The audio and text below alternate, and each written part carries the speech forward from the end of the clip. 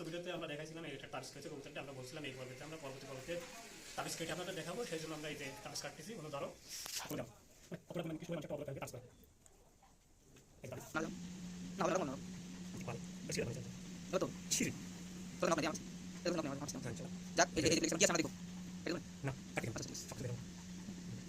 আপনারা দেখতে পাচ্ছেন যে তাবিজটা করা হয়েছে। আমরা তাবিজ করে এটা পাইছি যে একটা নাম আছে, নামটা আরজু আল স্টোর বোঝা যাচ্ছে, আর এটা কোনো লেখা থেকে বোঝা যাচ্ছে এটা করে হিন্দু তান্ত্রিকে করেছে। এই যে আপনারা দেখতে পাচ্ছেন তাবিজটা একটা সাকিব দত্ত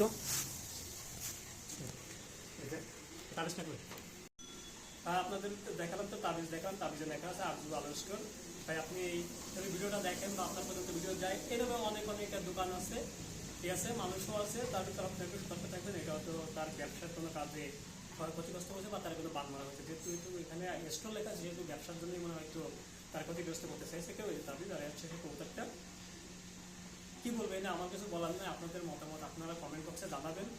আর নিরপেক্ষের সাথে এই সমস্ত না করলেই মনে হয় ভালো হয়। আর বর্তমানে মানুষের যে ব্যবহার আসার হয়েছে, একজন আরেকজনের ভালো দেখতে পারে না, সেই সূত্রপাতে হয়তো কোনো শত্রুতা আছে, বা তার আত্মীয় স্বজন বা ফ্যামিলিও কেউ হইতে পারে, বা তার ভাই বন্ধু হতে পারে। বর্তমানে কেউ কারো ভালো চায় না, সেই উদ্দেশ্যে এই তাবিজটাই হয়তো করা হয়েছে। আমরা তাবিজটা নষ্ট করতেছি, আমরা নাচ পালার এবং ক্লাস করে সেটা পাঠ করবো, পাঠ করে এই তাবিজটা নষ্ট করবো।